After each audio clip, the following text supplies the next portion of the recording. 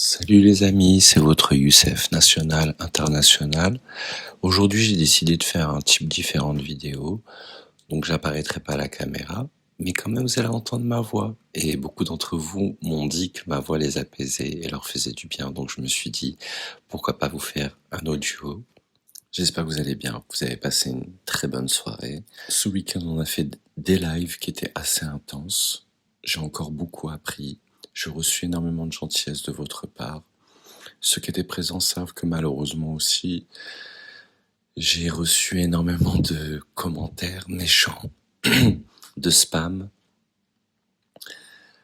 ce qui n'est pas évident parce que sur le moment, je le gère très bien, mais parfois j'ai un retour énergétique où je me rends compte qu'il y a quand même énormément de gens qui sont emplis de haine vis-à-vis de gens qui projettent une image comme la mienne. Et je trouve ça de plus en plus triste, à vrai dire, parce que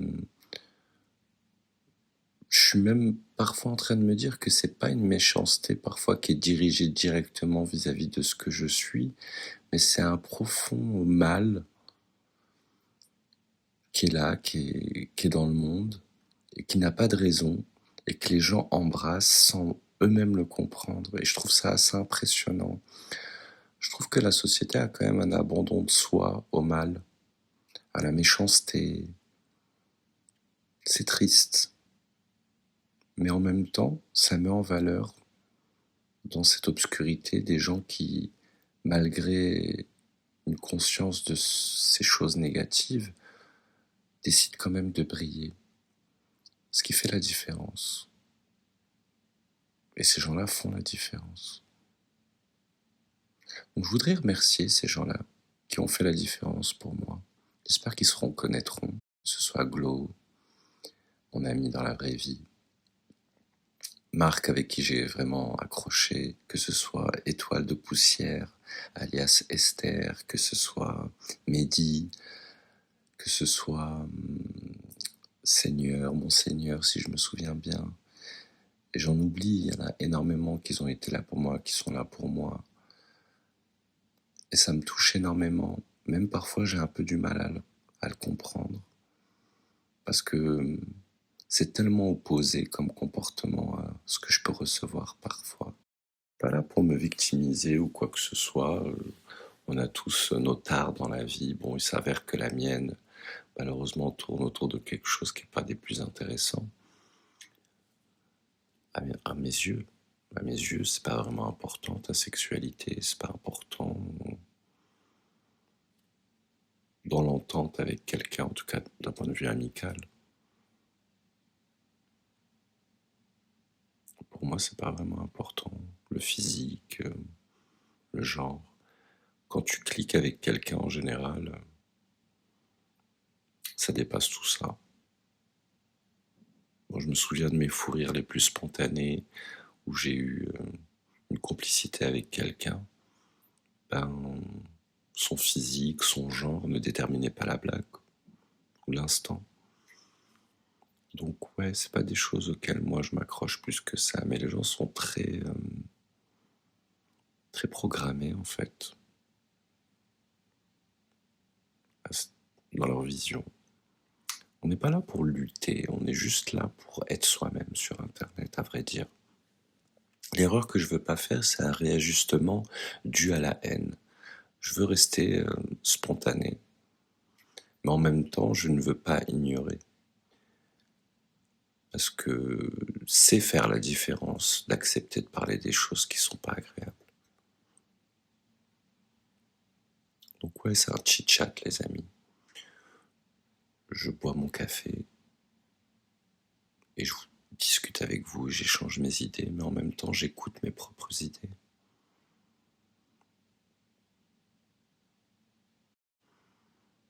C'est marrant. Là, je suis en train de parler et de la manière dont je parle, sans me concentrer sur une caméra, enfin concentrer sans qu'il y ait une caméra devant moi, me donne l'impression d'écrire. La même sensation que quand j'écris, quelque part. Donc ouais, peut-être qu'il y aura un peu plus de ce format de temps en temps, de manière spontanée. Parce qu'après tout, YouTube, c'est aussi un expériment. C'est un espace où j'ai l'opportunité de jeter plein de bouteilles différentes à la mer.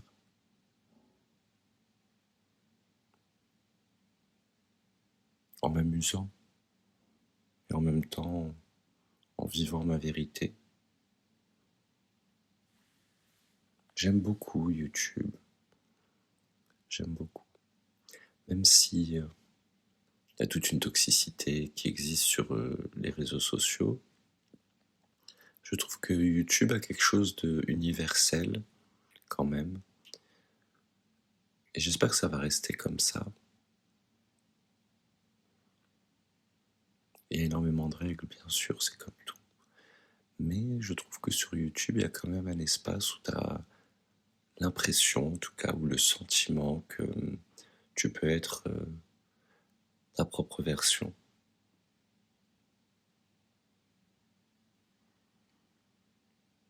Ou pas. Tu peux aussi copier un modèle préconstruit. Bon, vous l'aurez compris, c'est pas ce que j'essaye de faire du tout. Donc c'est pas facile de naviguer sans une blueprint, sans un exemple concret ou une personne qui t'inspire tellement que tu reproduis littéralement ce qu'elle fait. Ça a jamais été mon genre, ça le sera pas. Je suis plutôt un scrapbook à ce niveau-là. Je suis plutôt une collection d'images, un collage d'idées, de, de pensées, de visuels qui m'ont plu ou qui m'ont interpellé. C'est plutôt ça l'expression visuelle que j'ai envie d'exprimer éventuellement. On a atteint les 1000 abonnés. Et merci beaucoup les amis. C'est grâce à vous et grâce à moi, parce que j'ai quand même travaillé pour. Et je continue à. Et je sais que c'est que le début, qu'il ne faut pas du tout se reposer sur ses lauriers. Ça m'a pris concrètement 7 mois pour vraiment cumuler des abonnements et dépasser les 1000 abonnés. C'était pas mal de boulot, je vais pas vous mentir. Mais c'est aussi surtout beaucoup de travail émotionnel, travail personnel, pardon, c'est ce que j'ai voulu dire plutôt. Et c'est vrai que c'est pas fait pour tout le monde. Si t'es pas prêt à te confronter à toi-même, un peu de toutes les manières différentes, bah ça va être délicat. Si t'as une personnalité qui est pas très ancrée, ça peut être même dangereux. J'ai beaucoup de chance quand même de pouvoir utiliser cet outil à mon avantage. Donc ouais, en 7 mois, j'ai réussi à faire les 1000 abonnés. Ma chaîne, je l'ai créée le 1er janvier 2024. Donc je publiais déjà des vidéos, des shorts. Mais j'étais pas ultra engagé. Parfois je mettais une vidéo, parfois je l'enlevais. J'étais un peu, comme on dit, le cul entre deux chaises. Mais cet été, j'ai eu un déclic fin juillet, je sais pas ce qui m'a pris. Enfin si, je sais ce qui m'a pris. J'ai réglé des problèmes financiers que j'avais. J'avais une dette qui s'accumulait malheureusement. Et j'ai dû mettre 4 mois à la rembourser. Et si vous me connaissez dans la vraie vie, ceux qui me connaissent savent que Youssef déteste être endetté. Je fais en sorte de jamais devoir, de préférence. Même si ça m'arrive, mais si je peux éviter au maximum, j'évite au maximum. C'est pas quelque chose qui est naturel ou agréable pour moi. Enfin, je dors pas bien quand j'ai des dettes, quoi. Je les oublie pas. Donc, Boss Lady, j'ai tout payé mon crédit. Ben, j'ai décidé de me couper l'herbe sous le pied, de rembourser absolument tout au bout de 4 mois. Je crois que ça m'a pris 4 mois. En me privant pendant 1 mois ou 2, je me suis dit que si vraiment je me serre la ceinture pendant 1 mois ou 2, ben, je pourrais totalement dépasser ça. Et quand j'ai dépassé ça, et que ça allait un peu mieux, que je me suis restabilisé, c'était courant juillet. Donc fin juillet, j'ai eu la disponibilité mentale de commencer à prendre YouTube plus au sérieux, de me dire je vais essayer d'être consistant, de toutes les semaines publier des vidéos. et pourquoi pas à un moment faire des lives. Et j'ai commencé à faire des lives et là j'ai eu une interpellation avec les gens, j'ai commencé à changer mon rapport avec YouTube. Ce qui m'a motivé parce que j'ai commencé à faire beaucoup plus de vidéos et différents types de vidéos.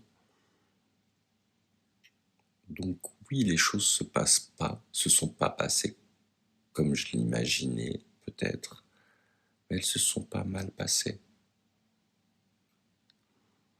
Donc mon conseil, si t'es attiré par ce genre de choses comme moi, YouTube, bah ouais, essaye un peu tout. Parce qu'en fait, il y a énormément de choses qui sont faisables via YouTube. Et en fait, ça serait dommage de se contenter d'écouter la société française, par exemple, et de dire: ah non, tu dois être que chanteur. Mais tu peux pas être danseur et chanteur et en même temps. Mais tu peux pas aussi écrire et faire du théâtre et du cinéma. Mais tu ne peux pas aussi être comédien et, et vouloir faire un album. Et tu ne peux. Ça, c'est très français. Dans les autres pays du monde, cumuler les casquettes, c'est normal.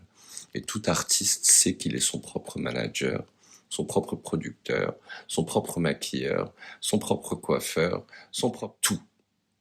Donc ouais, c'est un peu ridicule.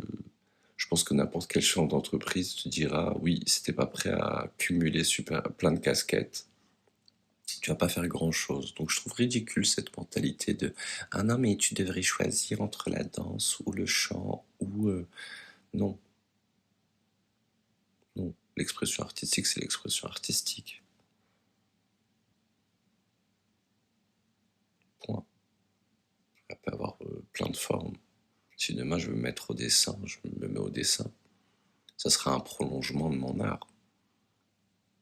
Donc si je suis bon en chant ou en danse et que je me mets au dessin, c'est naturel qu'il y ait une expression artistique qui est déjà une conceptualisation. Peut-être pas une technique, mais en tout cas, une conceptualisation, une histoire à raconter. Un artiste comprendra ça immédiatement.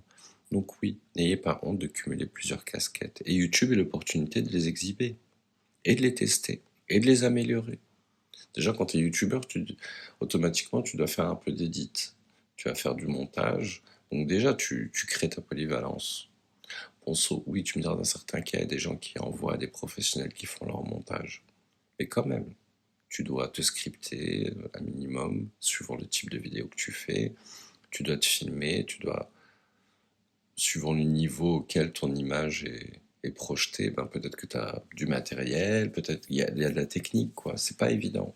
Moi, j'ai de la chance dans le processus quand même, parce que je suis pas en train d'essayer de faire du contenu ultra super qualitatif pour le moment. Je filme avec mon ordinateur ou mon téléphone. Bon, mon téléphone n'est pas trop mal, j'ai un iPhone 15, je vais pas me plaindre. C'est pas tous les youtubeurs qui vont choisir d'être vulnérables et de montrer des images où la lumière n'est pas parfaite, le maquillage n'est pas parfait, où l'image n'est pas peaufinée. Donc, que je vous explique mon choix à ce niveau-là, il était où? Pendant des années, je me suis construit des images pour une audience éventuelle.